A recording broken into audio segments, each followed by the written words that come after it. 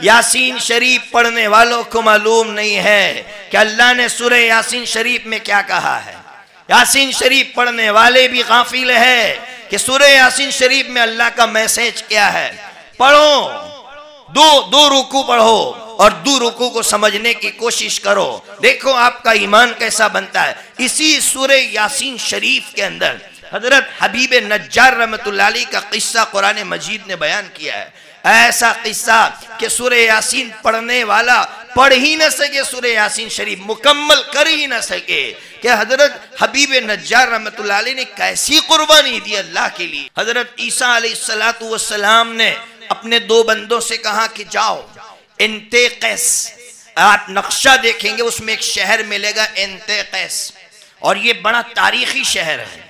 حضرت مہدی کے خلاف یورپ کا جو لشکر ہوگا، حضرت مہدی کا لشکر دمشق کی جامع مسجد کو اپنا ہیڈ کوارٹر بنائے گا، اور دجال یروشلم کو، جس کو ہم بیت القدس کہتے ہیں، بیت المقدس جس کو کہتے ہیں، ابھی یہودیوں کا کیپیٹل تل ابیب ہے، یہودیوں کا خواب ہے کہ یروشلم کو یعنی بیت المقدس کو اپنا کیپیٹل بنائیں گے، مسجد اقصی کو گرائیں گے، ہیکل سلیمانی کے نام سے تعمیر کریں گے۔ وہ ہیکل سلیمانی نہیں ہوگی، وہ دجال کا مرکز ہوگا، دجال کا ہیڈ کوارٹر ہوگا، وہاں سے بیٹھ کر دجال اپنی کمان سنبھالے گا۔ تو انتقیس ایک تاریخی شہر ہے جہاں پورا یورپ جمع ہوگا حضرت مہدی کے خلاف۔ اس شہر کا واقعہ قرآن مجید نے بیان کیا ہے کہ حضرت عیسیٰ علیہ السلام نے اپنے دو قاصدوں کو، دو بندوں سے کہا کہ جاؤ، نام بھی ملتا ہے تاریخ کی کتابوں میں، صادق اور مصدوق، دونوں سے کہا کہ جاؤ جا کے تبلیغ کرو۔ یہ وہاں گئے، وہاں جانے کے بعد انہوں نے تبلیغ کی، لیکن تبلیغ کے بعد پتا چلا کہ یہاں کے بادشاہ کو خبر ہو گئی ہے۔ بادشاہ نے بلایا اور کہا کہ کائے کی تبلیغ کر رہے ہو؟ انہوں نے توحید کی تبلیغ کی بات کہی کہ ایک اللہ کی وحدانیت کی تبلیغ کرنا ہے، جیل میں ڈال دو۔ جب جیل میں ڈال دیا تو حضرت عیسیٰ علیہ نبینا علیہ السلام نے تیسرے بندے کو بھیجا جن کا نام تھا شموئیل۔ بعضوں نے شموئیل لکھا ہے، کسی نے الگ نام لکھا ہے، بہرحال وہ آئے، لیکن اللہ نے ان کو بڑی فراست دی تھی، بڑی حکمت سے کام لیا۔ جیسے ہی شہر میں داخل ہوئے تو یہ بڑے میاں کام کر رہے تھے، کسانی کھیتی جوت رہے تھے، نظر پڑی کوئی انجانا نوجوان ہمارے شہر میں آ رہا ہے، ادھر آؤ، کہاں جا رہے ہو؟ کہا کام سے جا رہا ہو۔ کہا یہاں انجانے لگتے ہو؟ پھر اپنا مقصد بتلا دیا، اس لیے کہ دائی اپنے مقصد سے کبھی پیچھے ہٹتا نہیں ہے۔ اس نے اپنا مقصد بتلا دیا، میرا ایک ہی مقصد ہے۔ کوئی دلیل؟ کہا ہے دلیل۔ کہا میں دعا کرتا ہوں تو اللہ بیمار کو شفا عطا فرماتے ہیں۔ کہا میرا بیٹا بیمار ہے، آؤ دعا کرو۔ یہ گئے، بیمار کے لیے دعا کی، اللہ نے شفا دے دی۔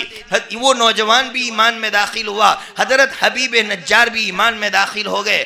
اب یہ قاصد آئے یہاں، بادشاہ کی یہاں نوکری کرنے لگے۔ بادشاہ کو پتہ نہیں کون ہے، بادشاہ سے جب بہت زیادہ ٹچ ہو گئی، جب بہت زیادہ مانوس ہو گیا بادشاہ ان سے، تو انہوں نے کہا بادشاہ سلامت، وہ دو بندے جو جیل میں ہیں کیوں جیل میں ڈالا؟ بادشاہ نے کہا بس یوں ہی ڈال رہے، ایسے کیسے، آپ اتنے بڑے مقام پر اور آپ نے یوں ہی ڈال دیا، بلاؤ ان کو۔ بلایا گیا، پورا مجمع بیٹھا ہوا ہے، مجلس لگی ہوئی ہے۔ ابھی یہاں سے ان دونوں کو سوال کر رہے ہیں کیوں آئے ہو، حالانکہ تینوں ایک ہی بندے ہیں، لیکن سوال کر رہے کیوں آئے ہو، اپنا مقصد بیان کیا۔ بادشاہ سمجھ گیا کہ یہ بھی ان کے ساتھ ملا ہوا ہے، بادشاہ نے وارنٹ جاری کیا کہ تینوں کو قتل کر دیا جائے۔ حبیب نجار رحمت اللہ علیہ کو پتا چلا کہ تینوں کے قتل کا وارنٹ جاری ہوا۔ حیران کہہ رہا ہے، دوڑتے ہوئے آئے، بوڑھے ہیں، دوڑتے ہوئے آئے اور کہا کہ کیوں ان کو مارتے ہو؟ تو بادشاہ سمجھ گیا یہ بھی ایمان میں داخل ہو گیا۔ پوچھا تم بھی ایمان میں داخل ہو گئے ہو؟ کیا جواب دیا؟ وَمَا لِيَ لَا أَعْبُدُ الَّذِي فَطَرَنِي وَإِلَيْهِ تُرْجَعُونَ، جس نے مجھے اور تم سب کو پیدا کیا اس کو چھوڑ کر کسی اور کی عبادت کر کے کیا کر سکتا ہو؟ میں اسی کی عبادت کرتا ہوں، لیکن ابھی صاف طور پر نہیں کہا کہ میں اسی کی عبادت کرتا ہوں۔ لوگوں کو سمجھ میں آ گیا